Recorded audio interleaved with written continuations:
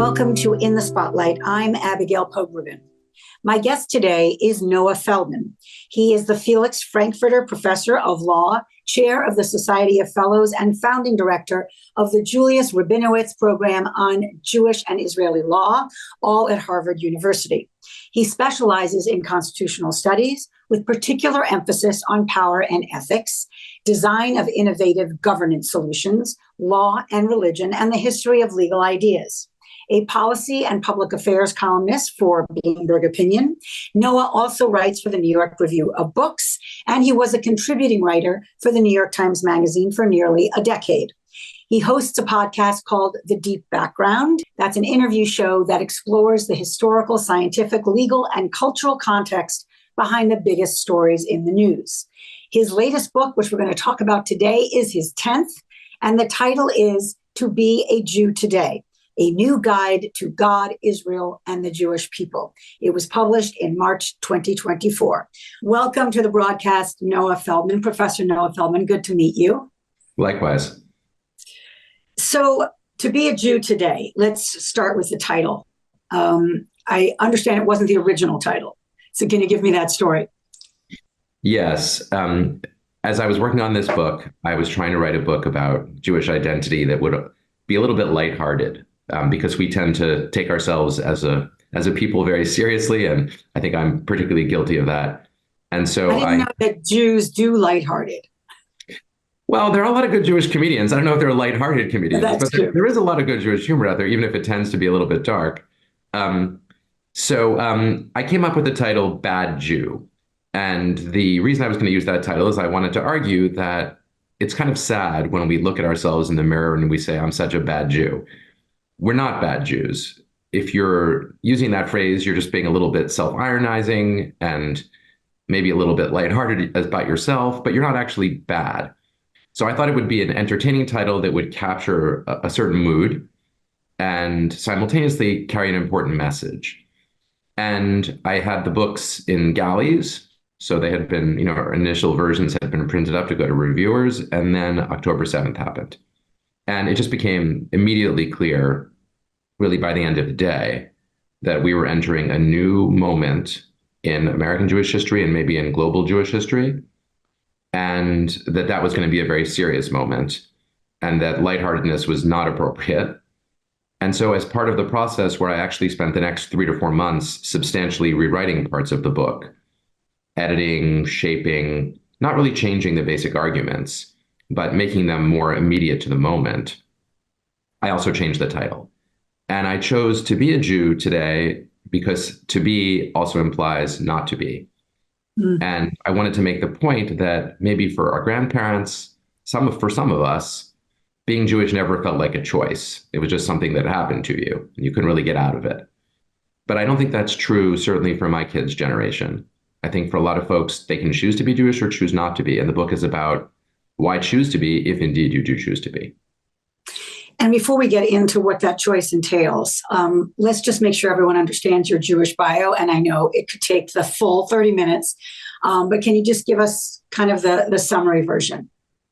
Absolutely. I was raised by modern Orthodox parents in Cambridge, Massachusetts. My parents were academics, but also deeply committed to religious observance. They're both still alive. They are still all of those things. And I went to a school called the Maimonides School in Brookline, Massachusetts, an amazingly good modern Orthodox Jewish day school for 12 years. Then I continued to study Jewish studies at Harvard for college and at Oxford, where I did my PhD. And today at Harvard Law School, where I teach, in addition to teaching constitutional law, which is my primary job, I also run a program on Jewish and Israeli law and teach a course every semester with changing themes on Jewish law and legal theory. So one way or another, I've been deeply engaged in Jewish subjects my whole life. And can you just talk about your mastery of certain languages? Because it figures in. I was very lucky to be raised in this environment, the school environment, where we got excellent modern Hebrew, excellent biblical Hebrew, and I really loved biblical studies. I was a participant in something called the International Bible Contest, which took me to Israel to represent the United States, involved memorizing large swaths of the Bible in Hebrew. Of course, Aramaic, which is the language of the Talmud. And I also then branched out and studied Arabic which has been very valuable to me in understanding Jewish-Muslim interactions, both positive and negative, throughout history. So those are part of my language skills, and they've all been really valuable to me. And am I right that your scholarship has included medieval Islam's reaction to Aristotelian thought? Indeed, yeah. That's a barn burner. That sounds more abstract than it is. I wrote my PhD thesis about Aristotle's ethics, and specifically about the way that medieval Muslims understood that vision of what Aristotle's ethical ideas were, which were deeply entwined with those of medieval Jews. So the person I wrote about, a man called Ibn Rushd, was born just 10 years before Moses Maimonides in the exact same town in Cordoba in Spain. He had a very similar education to Maimonides. It seems they never met, but their work is really in dialogue in certain ways with each other's. So yeah, although the medieval world can seem far away, when it comes to Judaism and Islam, it's actually not as far as we might think, and maybe not as far as we might like. So the subtitle of this book, and it really is an extraordinary kind of primer that I think is not just, I don't want to say sophisticated in a way that frightens people. It just, in a way, refuses to accept the oversimplifications that I often think many diagnostic books do when it comes to kind of what a Jew is and what a Jew is wrestling with today. So kudos in a real way. But the subtitle is A New Guide to God, Israel, and the Jewish People. Obviously not a small undertaking. But the word guide, I think, is important here. And I just wonder if you can explain sort of how you break down the structure of the book to chapters so that in a sense you are taking us on a journey. The book has these three parts. The first is about God, and in that sense, it's about how Jews think about their spiritual lives in relationship to their core beliefs, whether they believe literally in God or believe in a general spirit, or whether they're atheists. That also comes under, that's also, being atheist is also a version of a belief about God. And then the middle of the book is about Israel and the way that Israel has played a changed role in the way most Jews around the world, including in Israel, think about their Jewishness. And the last is about the Jewish people, and it asks the question of what are we? What kind of a people are we? And I have an answer to that, which is that we're a large, loving, and somewhat dysfunctional family. And so that's the general structure of the book. And in the first part, where I talk about people's relationship to the spiritual, I break down Jewish ways of approaching the divine into three main groups and then one fourth. And the three main groups are different from Orthodox, conservative, Reform, Reconstructionist, the terms we're used to, because I really wanted some terms that don't describe where you go or don't go to temple or synagogue, but rather describe what you actually believe in as an interior matter. And so those groups, just to describe them briefly, are traditionalist, which means you believe that God gave the Torah to Moses at Sinai, and that Torah included the authority for the rabbis to be in charge of what it means. And you think that tradition is unbroken, and you feel obligated to do what the rabbis tell you to do. Then on the other side is what I call the progressive. The progressive says God, depending on how you define God, inspired the Torah, and everything subsequent to that is human efforts to give some interpretation to our tradition. And so we can update our commitments in the light of what we believe is the genuine moral truth that the divine spark in each of us would want to follow. And that means that the tradition might be useful as a guide to us, it might be inspiring to us, but where it sounds like it was written in the Middle Ages or sounds like it was written, 2,000 or 3,000 years ago, we can gently and respectfully put it aside. If it's sexist or if it's racist or if it's homophobic, we don't need it. And then in between, you have what I call the evolutionists. And the evolutionists are people who believe, like the traditionalists, that there is a covenant that God created with the Jewish people, but they believe that the human interpretation that we engage in is authorized by the tradition, that our process of interpretation, of human interpretation, can and should be guided by our moral values, but isn't reducible to our moral ideals. So an evolutionist would be someone who says, I still care and I still believe that the law is binding on me, but I can interpret that law in the light of my moral commitments. And then last but not least, there are people I call slightly flippantly godless Jews.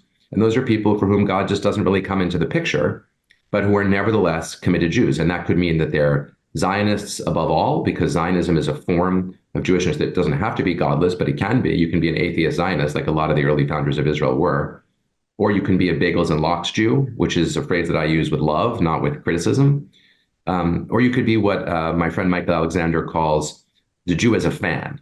Being Jewish means you're a supporter of the Jewish team, and you love it, and it means something to you, and you're happy when it does well and sad when it does badly, and you try to pass along that allegiance to your kids. But it's also not the end of the world if they don't take it on board, because it's like rooting for a sports team. It's a big deal if you're from Boston, which I am, but it's not the be all and the end all. It struck me, Noah, that you did something we don't often see, particularly now in a very hyper-polarized moment, which is a lot of generosity to each group. That I couldn't really smell judgment. And that's sort of anti-Jewish in a way, because I think we do kind of silo each other, judge each other, decide, frankly, who is a good or bad Jew, or Jewish enough, or who has kind of a thin Jewishness and a thick Jewishness, all of those terms. And sometimes we admit those judgments and sometimes we don't. But it is, and I say this lovingly too, almost like a default impulse of like to try to categorize each other and in a way rank our level of engagement. How much do you care? How much does it matter to you? And it felt like you were not pretzeling yourself, like there was a genuineness in your generosity. But can you talk about whether it was difficult at all to kind of give everyone their due? Well, first of all, thank you for saying that. I think you're right that we're pretty judgy. It's probably not an accident that Jesus said, "Judge not, lest you be judged," and that's become a very important principle for Christians, not so much for us. And you point out that he said that when he was a Jew. Exactly. He knew what he was talking about. And I think you're right that it can be hard for us to look at others and say, "Oh, that's okay the way you do it." I think there's an old joke that for every Jew, everyone who's religiously to your right is a fanatic, and everyone who's religiously to your left isn't really that Jewish at all. And then you just fill that in no matter where you are along the continuum, and it turns out to be sort of true. And I think over the course of my life, it has been at many times really hard for me not to be judgy. I was certainly very judgy, when I was, let's say, a college student and, coming out of an Orthodox environment. And at other times in my life, I've also felt judgy. And I think I was able to not be judgy in the book because I've been in so many different positions along the way that if I'm judging anybody, I'm judging myself. And by the way, that might be why we are so judgy. That goes back to the bad Jew idea. We don't exempt ourselves from our judgment. Jews can be harsh about everybody, including ourselves. True. So I've been harsh with myself. And I was trying in this book, at the age in life where your kids go off to college, to be a little more gentle with myself, because then I think I can be more gentle with other people. And so it helped that every time I was describing some point of view and thinking to myself, well, that's ridiculous, I think, well, I have thought that, and maybe I still sort of think it. And so that enabled me, I think, to try to step outside the judgment. Well, one of the places where I felt like your opinion sort of came through was on God, that we really can't write God out of this wrestling. Wherever you are on the spectrum of engagement, caring, literacy, God has to be in the conversation. Can you talk about that? Yeah. For people who are absolutely sure they believe in God, that's kind of a blessing for them if they experience God in a positive way, and they always know that God is there. The Yiddish writer I.B. Singer, who won the Nobel Prize for Literature, used to say, "I envy the believers. I wish I could be one of them." But it's also true that if you're an agnostic and some days you feel something that feels like God and other days you don't, that's an important part of religious experience. I don't think that's a problem.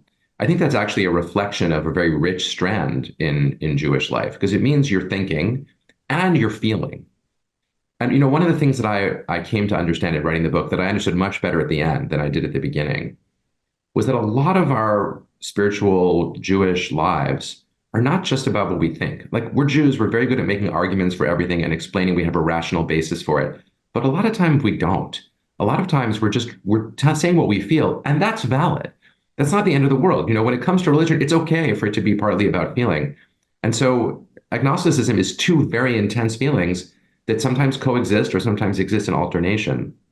And last but not least, intense atheism is such a Jewish point of view. You sort of look at who are the new atheists and wonder how many of them turn out to be Jewish. You can do the homework yourself and Google it. Um, and same for Zionism in its atheist form, which was so aggressively committed to the idea that there is no God. Except if that's the case, why bother to, send the Jews back to the land of Israel in particular? Why not accept one of the other venues that the Jews were offered? And, why be so concerned about the future and the fate of the Jewish people if there's no divine component there? So even atheists who are sure there is no God they're expressing some relationship to the idea of the God in whom they disbelieve. And I think almost all Jews have some version of that. And when someone says, no, I'm Jewish and there's no God about it, and I have some very close friends who say that, and I have said that at various points in my life, my reaction is, wow, you're really pretty sure about that, aren't you? You really care about that, don't you? You sound a lot like the people who are sure there is a God, and that's fine. You're also kind of touching on the idea of the non-cognitive experience in Judaism, which sometimes feels antithetical to the thinking book, kind of book-heavy Jewish education or upbringing or associations. And it just reminds me, you may know I wrote a book about the Jewish holidays where I took a deep dive into the calendar. And Rabbi Eli Kampfer, who was kind of my teacher on Slichot preparation, I said, he was sending me the texts and he was, pointing me to certain verses. And then he said, Abby, I would actually suggest you put the text aside. You can read it, you can prepare, but when you go, just be in it. Just kind of put, again, the words down. And it was very hard for me. And he was leading the service, and it was in this tiny place in Fort Tyrant. But he had a tallis over his head, and it was dark in the room, and they were doing the 13 attributes, and the building of the repetition of that liturgy.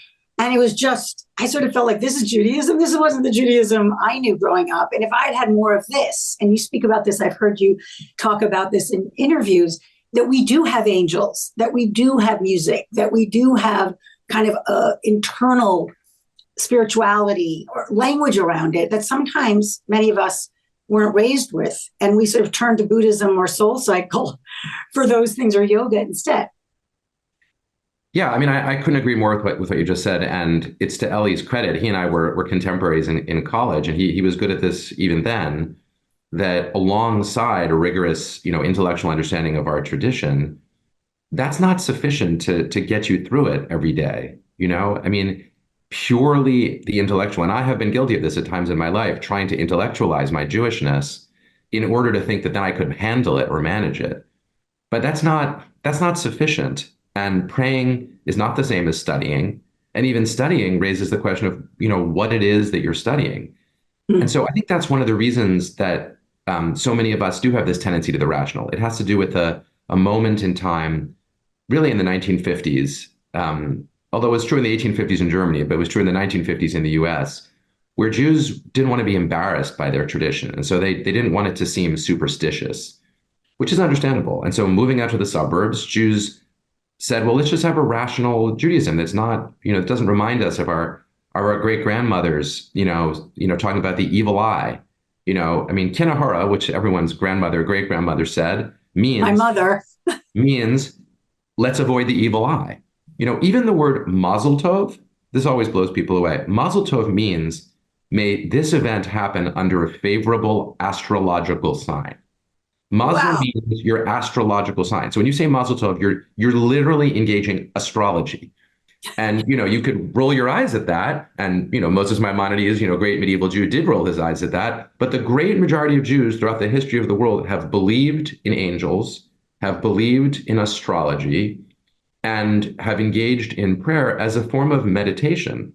And so one of the reasons that so many Jews, I think, felt disaffected from the 1950s Judaism, which is still alive and well, in suburban congregations all over the United States. Well, I don't know if it's alive and well, but it still exists. It's alive but not well.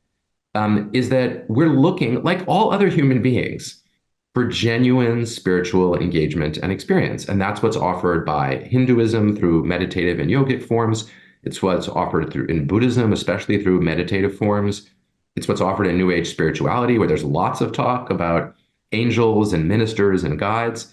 But, if you sing Shalom Aleichem on a Friday night, you're literally welcoming angels into your home, and the Talmud says that every Jew is followed around by by two ministering angels at all times. And these are the same rabbis who said that, the same ones who laid out this very rich, rational, intellectual tradition. It turns out we have both. And just to close that thought, it's also one of the reasons I'm optimistic about the future of Jewish life, not just in America, but everywhere. Because when we needed historically, like we did in the 1850s or 1950s, where we needed this rationalism, we could go back into our tradition and we could find it because it was real, it was there. But now when we need a more spiritual, meditative, thoughtful, mindful, and I use that in the technical sense, Judaism, that's there too. And we can find it. We are beginning to find it. And that gives me some optimism. So I'm a member of Central Synagogue, which is a large Reform synagogue in New York. I know you've heard of it. And often I'm aware of just assumptions from people who haven't been part of our services that we're just very oriented towards Tikkun Olam Judaism, social justice, and not so much grounded in Hebrew and liturgy and Torah. And it's a facile and inaccurate assumption. But we also are a synagogue that takes social justice seriously. And you, again, do not seem to look down on those for whom that is very much the core of their Judaism, which is particularly young people, that they're oriented towards a sense of what a Jew owes the rest of the world, or this idea of repairing the world, being partners with God in creation, or completing the idea of a better universe. So can you just talk a little bit about the Tikkun Olamism accusation or evolution? Absolutely. And I should say that that Rabbi Angelo Buchdahl, who's the rabbi at one of the many rabbis, but the leading rabbi at Central Synagogue, perfectly captures the combination of both of these components. So spirituality and engagement with practice and tradition is a really important part of religious life, and it is for all religions. But it's never enough, because if our religious lives don't guide us to live better as people, then it's mere indulgence. This is, it's Hillel. If I'm only for myself, what am I? So the tradition of seeing Jewishness as requiring the repairing of the world, and therefore of social justice, is as old as Judaism itself. And it's right there in the Bible, where God says, love the stranger, for you were strangers in the land of Egypt. And that is a radical, radical teaching with radical, practical, real world implications. And the formulation, Tikkun Olam, repairing the world, is an interesting one, because it is also, at the same time as it's a social justice injunction, it's also a mystical injunction, because it assumes that the world is broken, which is a classic Jewish mystical idea, and that we as humans have a role to play alongside God in repairing it. Again, an extremely radical idea, and that we do that through performing good actions, mitzvot. So that can be combined, and in fact needs to be combined with the spiritual. But it is fundamental to how most progressive Jews have been living their lives for more than 200 years. And I just want to say, in defense of that social justice vision and mission, from the time Reform Judaism began, now almost 200 years ago in Germany, Orthodox Jews who define themselves as Orthodox only in opposition to Reform, there was no word Orthodox really before then, were saying, this won't last. This isn't going to last, because you don't have enough fundamental commitment, and it's not enough with the rules. And Reform Jews' response was, well, okay, we hear what you're saying, but actually we do have a fundamental commitment, and it's connected to our notion of the divine. We think that this is how we act alongside the divine, by making the world better and by taking care of our fellow human beings. And that's why it's lasted so long. And not only has it lasted, but in the United States, the progressive strands of Judaism are by far the most numerous. Even though Orthodoxy is growing, it's still way, way behind. So not that numbers are the ultimate match of anything. I always think it's funny when Jews argue about numbers as though that proves something. If that were true, Judaism would be wrong compared to Hinduism, Buddhism, Christianity, and Islam. Like, we're a very small religion. So the numbers aren't really a good argument. But my point is only that the power of commitment to social justice is a deeply Jewish way of engaging the whole universe. And it's not an accident. And it's not reducible to voting for liberal Democrats. It's much deeper and more than that. So finally, Israel, and I know in the time we have, it's hard to be succinct, but I'm going to ask you to be in the light of post October 7th and what you have in this book when it comes to a whole section on Israel. How do you help us kind of wrestle with our own identity as you see that every Jew in a way has been not called to account, but had some kind of internal reckoning that is happening because of what we've seen in the aftermath?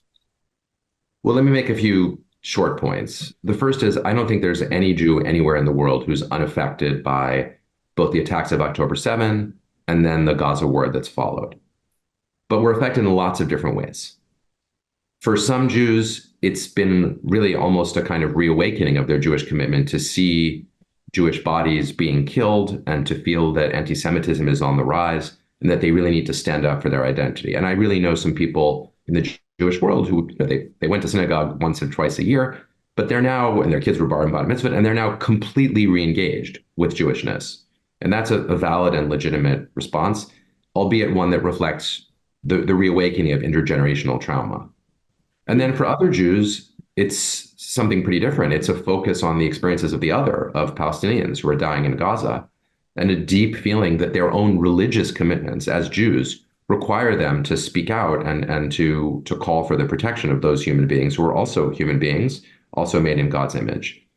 And I think it's easy to forget for Jews who support Israel that even some of those who have been most critical of Israel's policies and actions are doing so often from a place of genuine and sincere Jewishness. And I think it's hugely important to remember that. And the third point I would say is that this is a reminder that Jews are family.